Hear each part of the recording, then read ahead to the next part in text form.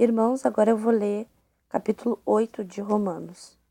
Agora, pois, já nenhuma condenação há para os que estão no Messias, o Emanuel, porque a lei do Espírito da vida no Messias, Emanuel, te livrou da lei do pecado e da morte. Porquanto o que fora impossível à lei, no que está enferma pela carne, isso fez o Pai, enviando o seu próprio Filho em semelhança de carne pecaminosa e no tocante ao pecado. E com efeito, condenou o Pai na carne o pecado, a fim de que o preceito da lei se cumprisse em nós, que não andamos segundo a carne, mas segundo o Espírito. Porque os que se inclinam para a carne cogitam das coisas da carne, mas os que se inclinam para o Espírito das coisas do Espírito. Porque o pendor da carne dá para a morte, mas o do Espírito para a vida e paz. Por isso, o pendor da carne é inimizade contra o Pai, pois não está sujeito à lei do Pai, nem mesmo pode estar. Portanto, os que estão na carne não podem agradar ao Pai. Vós, porém, não estáis na carne, mas no Espírito. Se de fato o Espírito do Pai habita em vós, e se alguém não tem o Espírito do Messias, esse tal não é dele. Se, porém, o Messias está em vós, o corpo, na verdade, está morto por causa do pecado, mas o Espírito é vida por causa da justiça. Se habita em vós o Espírito daquele que ressuscitou o Messias dentre os mortos, esse mesmo que ressuscitou o Messias Emanuel dentre os mortos, vivificará também os vossos corpos mortais, por meio do seu Espírito que em vós habita. Assim, pois, irmãos, somos devedores, não à carne, como se constrangidos a viver segundo a carne. Porque se vivermos segundo a carne, caminhais para a morte, mas se pelo Espírito mortificardes os feitos do corpo, certamente vivereis. Pois todos os que são guiados pelo Espírito do Pai são filhos do Pai. Porque não recebestes o espírito de escravidão para viverdes, outra vez atemorizados, mas recebestes o espírito de adoção, baseados no qual chamamos Abba, Pai. O próprio Espírito testifica com o nosso espírito que somos filhos do Pai. Ora, se somos filhos, somos também herdeiros, herdeiros do Pai e co-herdeiros no Messias, se com ele sofremos, para que também com ele sejamos glorificados. Porque para mim tenho por certo que os sofrimentos do tempo presente não são para comparar com a glória por vir a ser revelada em nós. A ardente expectativa da criação aguarda a revelação dos filhos do Pai. Pois a criação está sujeita à vaidade, não voluntariamente, mas por causa daquele que a sujeita, na esperança de que a própria criação será redimida de cativeiro da corrupção para a liberdade da glória dos filhos do Pai. Porque sabemos de toda a criação, a um só tempo, geme e suporta angústias até agora. E não somente ela, mas também nós, que temos as primícias do Espírito, igualmente gememos em nosso íntimo, aguardando a adoção de filhos e a redenção do nosso corpo, porque na esperança fomos salvos. Ora, a esperança que se vê não é esperança, pois o que alguém vê, como o espera, mas se esperamos o que não vemos, com paciência o aguardamos.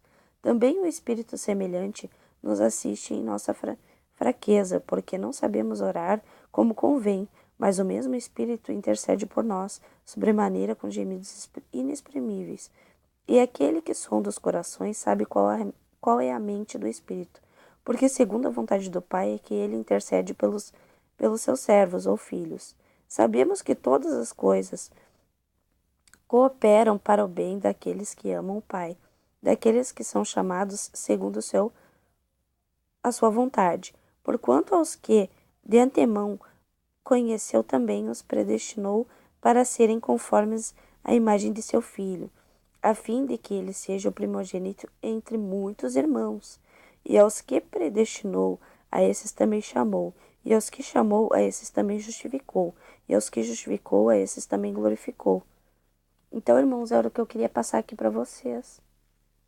Que tudo é pela benevolência do nosso Pai, do amor dele por nós, né? Então, ele está chamando a gente, ele está batendo. E a gente tem que abrir o entendimento para que ele possa nos mostrar, nos revelar tudo de mal que foi feito, desde lá do princípio, desde Moisés Até antes, né, irmãos? Desde Abraão. Mas eu digo Moisés porque ali ele recebeu a lei e ele não obedeceu. Eles queriam as riquezas do mundo. E aquele que pede as riquezas do mundo é aquele que apareceu no monte e mostrou todos os reinos do mundo e disse para o Messias que se ele se prostrasse, né, e adorasse, ele ia dar todos os reinos do mundo para ele. Então tá na hora da gente entender que o Pai, ele não quer que a gente adquira as coisas do mundo. É como eu expliquei para vocês no vídeo anterior, não que a gente não possa ter, mas que a gente não bote em primeiro lugar as coisas do mundo, e sim fazer a vontade do nosso Pai, que é amor ao Pai e amor ao próximo. E a gente ajudando, a gente tá juntando um tesouro lá no reino do céu, irmãos. E é isso que eu tô vindo aqui fazer por vocês, lendo e mostrando. E tem muitos que vêm no comentário, dizem, mas é Deus, é Senhor, é Jesus Cristo. Eu prefiro chamar ele de Messias, que eu sei que ele é ungido, do nosso Pai. Chamar ele de Emanuel, que foi o nome que ele teve aqui quando ele andou, do que professar o nome da besta. Nome que homens botaram ali. É como eu digo, eu tento peneirar o máximo possível aqui a adulteração que foi botada, irmãos. Mas a culpa não é minha. E quem fez isso, está escrito em Apocalipse o que vai acontecer. Tá bom? Então, o máximo que eu tento aqui é ajudar vocês. Para que vocês percebam, porque tudo que está sendo ensinado nas religiões, e até aqui na internet também, é fazer vocês é só tirar de vocês o dinheiro, é proveito. E não professar a verdade por inteiro. Que eu tô falando aqui para vocês, tem que usar os 10 mandamentos. Quem matou, quem roubou, quem destruiu, quem adulterou. E não é adulterar com mulher, é a palavra. Quem não faz a vontade do Pai, que é a lei dele, não procede dele, irmãos. E a única esperança que a gente tem é o reino do nosso Pai. E para a gente se tornar filho, a gente tem que buscar Ele. E Ele enviou o Filho dele, para que a gente possa se tornar irmãos dele, como está escrito aqui que eu li para vocês. Né? Para uma adoção, para que ele tenha muitos irmãos. Ele seja o primogênito entre muitos. Então tá na hora de acordar, irmãos, e de buscar a verdade. Porque o engano que tá agindo no mundo é os anjos caídos desde o princípio. Eles caíram aqui e estão atuando até hoje. Basta ver como eu digo assim, um exemplo.